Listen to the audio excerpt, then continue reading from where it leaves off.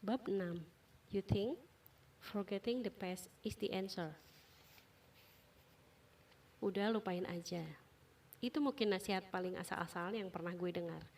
Kecuali kita kena amnesia, Alzheimer, atau mengidap penyakit yang merusak memori. Kita nggak bisa melupakan suatu momen begitu aja. Otak kita nggak didesain seperti itu. When it stick, it stick. Ketika ada momen penting dalam hidup kita, ya otak kita akan merekamnya.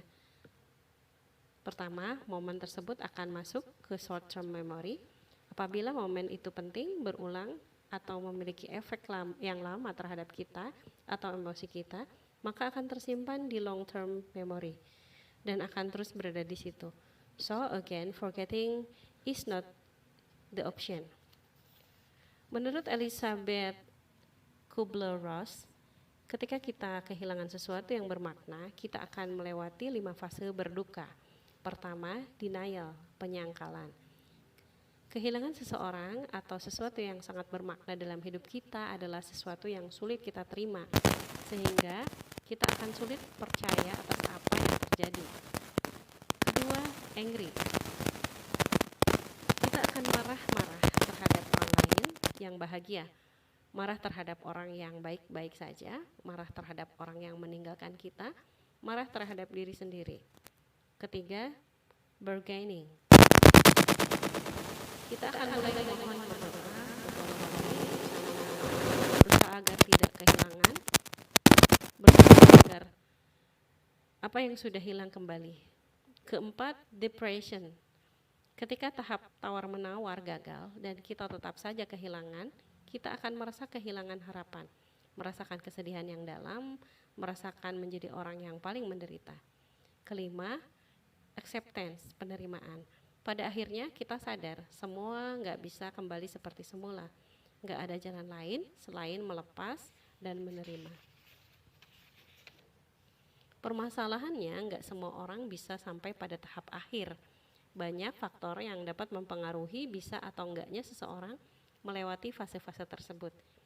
Emotional intelligence, lingkungan, support system, kadang kecintaan kita terhadap hal yang hilang itu, pola pikir, pengalaman hidup, dan lainnya adalah faktor yang membuat seseorang bisa melewati semua fase berduka justru stuck pada suatu fase.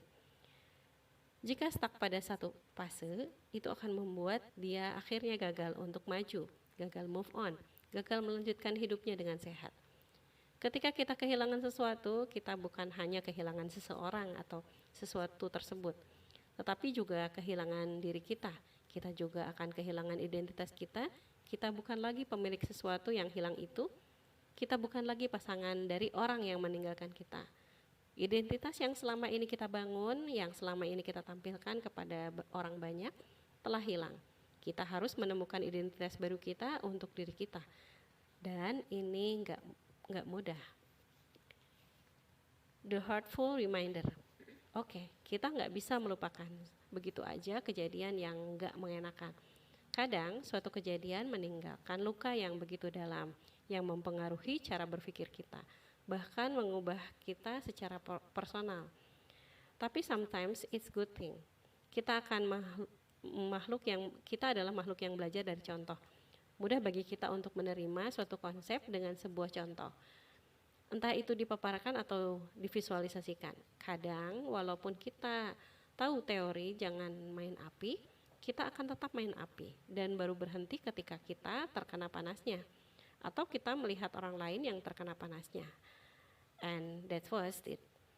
Setelah melihat secara langsung dampak buruknya, baru kita belajar. Jadi seringnya walau kita sudah tahu teori soal sakit hati, kita tetap aja melakukan kesalahan. Hingga akhirnya rasa sakit itu cukup besar, lalu membuat kita sadar bahwa kita harus berhenti. Hal negatif seperti itu akan terus berada dalam memori kita, menjadi pengikat atau nggak melakukan kesalahan yang sama. See, it's actually a good thing. Ada 2 hal penting dalam mengolah masa lalu yang ingin kita lupakan, melepas dan move on. Melepaskan cukup mudah, move on yang nggak semua orang bisa. Untuk melepaskan sesuatu, kamu butuh rasionalisasi, melawan pikiranmu yang berkata, don't let go. Membeberkan fakta bahwa kita harus melepaskan itu semua. Misal ketika enggak diterima kerja di suatu tempat, faktanya apa? Mungkin kita yang kualifikasinya kurang, mungkin tempat itu sudah enggak menerima pekerja lagi, mungkin perusahaannya enggak cocok sama kita.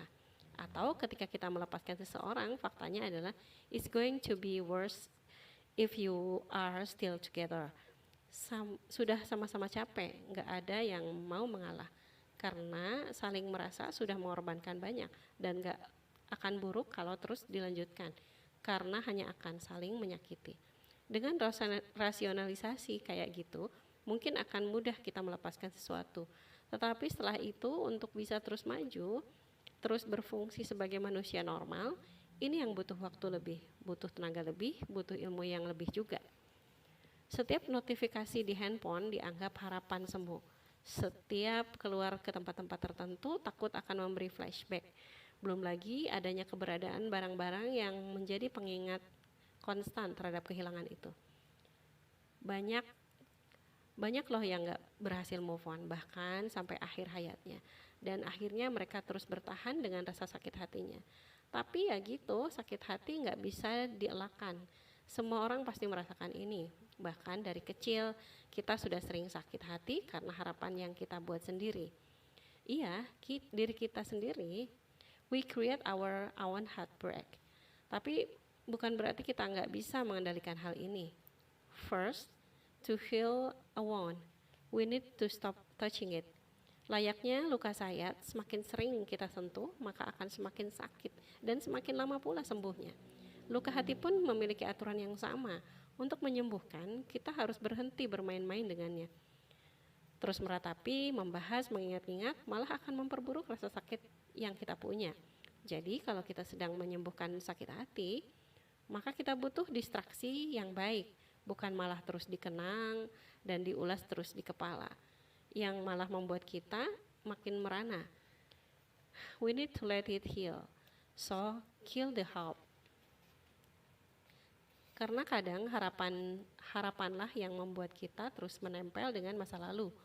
Apapun jenisnya, harapan untuk dihubungi, harapan agar yang lalu berubah, harapan ada peluang kembali. Ketika kita memutuskan untuk move on dari apa yang karena move on dari apapun, karena itu jalan terbaik, kill the hope. Dan begini formulanya, semakin besar kecintaan kita terhadap hal tersebut, semakin besar harapan kita terhadapnya. Maka semakin besar pula dampak sakit hati yang akan kita rasakan ketika tidak mendapatkannya atau ketika kehilangannya.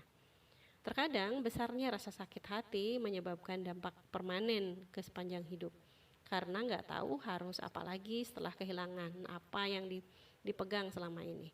Akhirnya banyak hal yang berakhir buruk, nggak bisa maju, berhenti pada fase merasakan sakitnya kehilangan. Dan karena sakit hati yang begitu besar, akhirnya kita juga membutuhkan alasan yang sama besarnya untuk memvalidasi rasa sakit itu. Alhasil, banyak dari kita mengambil jalan pintas yang mudah untuk menyamankan diri, untuk memvalidasi diri, untuk membenarkan diri dengan cara menyalahkan sekitar, menyalahkan keadaan, menyalahkan orang lain, dan parahnya sampai menyalahkan takdir. Makanya, terkadang beberapa dari kita nggak bisa menerima alasan yang simpel, seperti dia sudah bosan sama lo, kualifikasi lu nggak sesuai. Pada akhirnya kita membuat alasan-alasan di kepala, seperti pasti ada orang lain, pasti ada yang nyogok, dan alasan drama lainnya yang bisa mengurangi rasa sakit. Dari situ timbullah kesan bahwa kita yang menjadi korban. Karena sulit bagi kita menerima bahwa kitalah sebenarnya tersangka dari sakit hati yang kita rasakan. Bahkan sakit hati itu adalah akar dari kita sendiri, ulah kita sendiri. Kedua, kita harus punya ilmunya, ilmu penerimaan, ilmu keikhlasan. Ini soal mindset yang gak bisa dibentuk begitu saja. Butuh latihan, butuh ilmu, butuh lingkungan yang mendukung. Kalau kita punya mindset yang sehat, kita akan sadar bahwa sakit hati itu bersumber dari sesuatu yang gak sehat. Dan ini bisa jadi pelajaran berharga yang sebenarnya menyelamatkan dari bahaya yang lebih besar. yang seharusnya berubah dari cara pandang kita terhadap kecintaan kita terhadap dunia dan apa-apa yang ada di dalamnya. Bahwa dunia ini hanyalah kumpulan hal-hal yang fana, yang menipu, yang bisa hilang kapan saja. Sakit sakit hati ini adalah sebuah peringatan bahwa kita telah melakukan kesalahan.